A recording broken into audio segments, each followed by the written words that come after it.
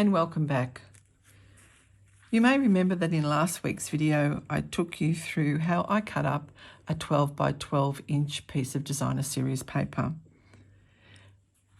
You may also remember that when I was finished I was left with two pieces that were 5 inch by 5 inch square,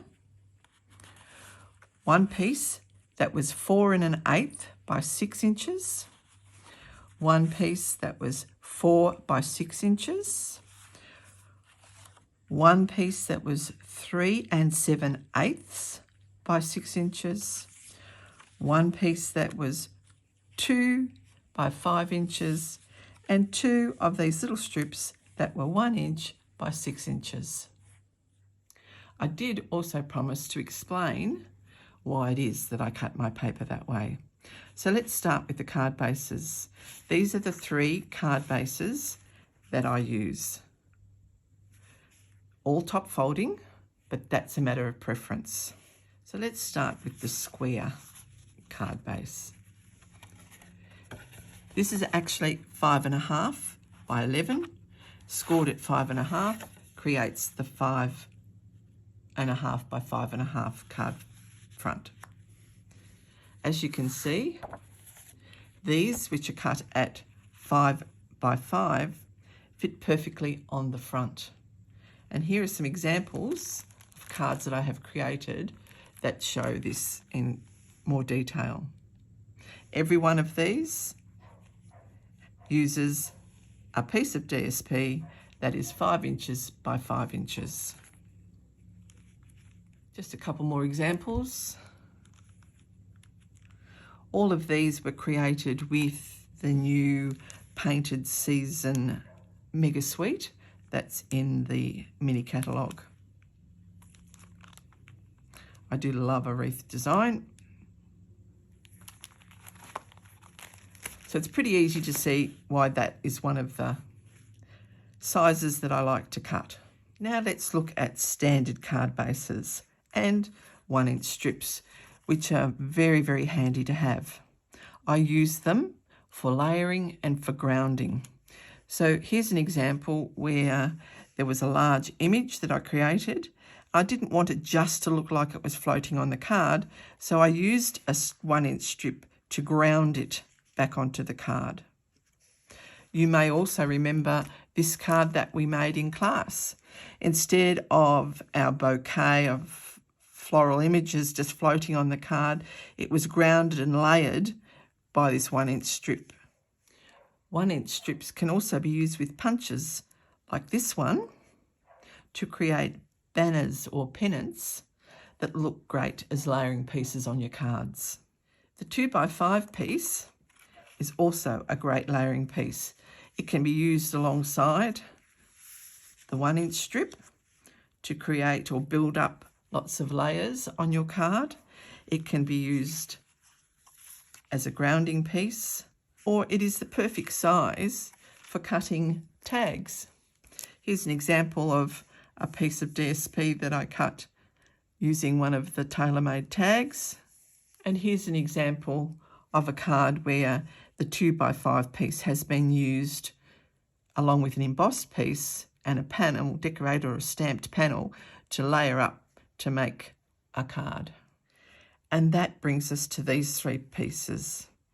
And some of you will ask, why not cut them all 4 by 6?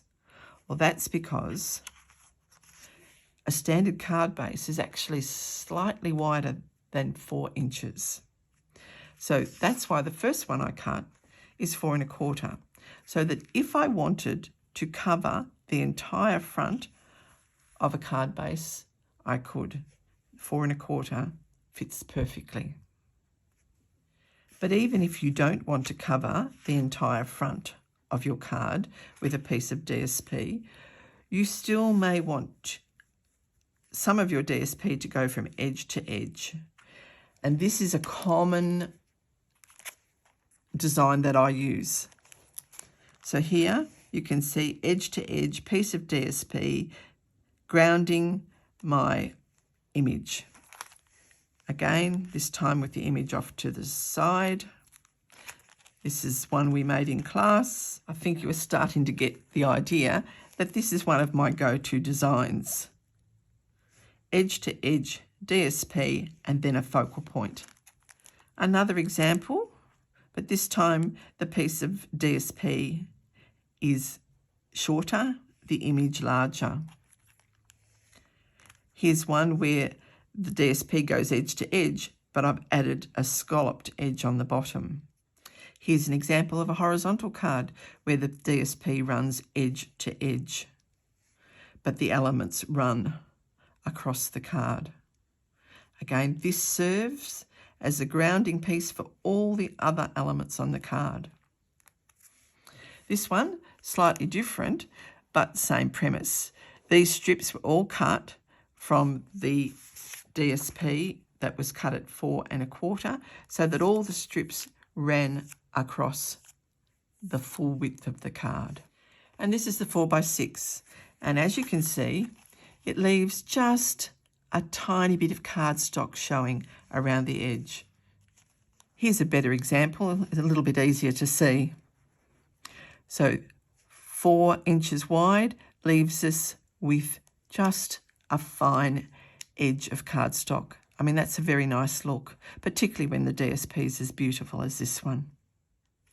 In this example, I used the 4-inch wide DSP to decorate the inside of my card before adding the pop-up element.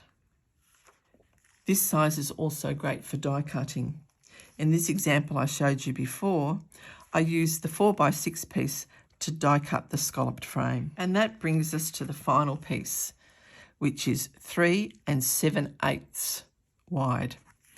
It sits on a card beautifully with just a little bit more of a frame of cardstock. And this is probably the size I use the most.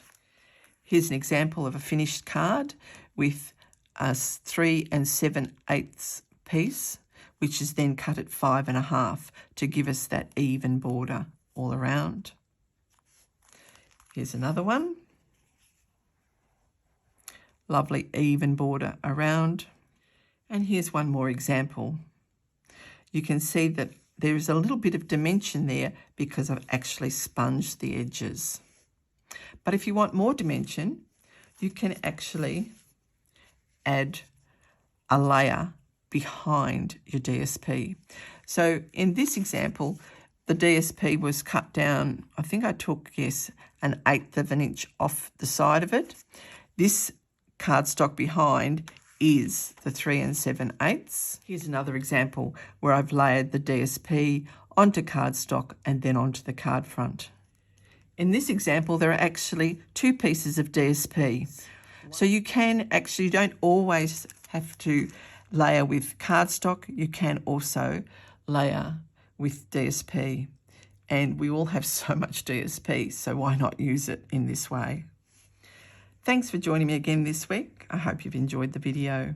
Please don't forget that it is the 12th of September, so celebration only runs for 18 more days. So if you were thinking about putting in an order, you don't want to miss out on a free gift. You may have noticed my new intro. These were designed by my son Lachlan. I'm very happy with them, so thanks Lachlan. Funny, I waited until today to do my video because Stephen's off doing a care visit to his mother. And I thought, oh, the house will be lovely and quiet. There'll be no distractions and no noises in the background, no motor mowers, etc., etc. But as you can probably hear, the puppy dog next door has been barking all morning and the man across the road's been mowing the lawn. Oh well, next time. See you next week with another video. Bye now.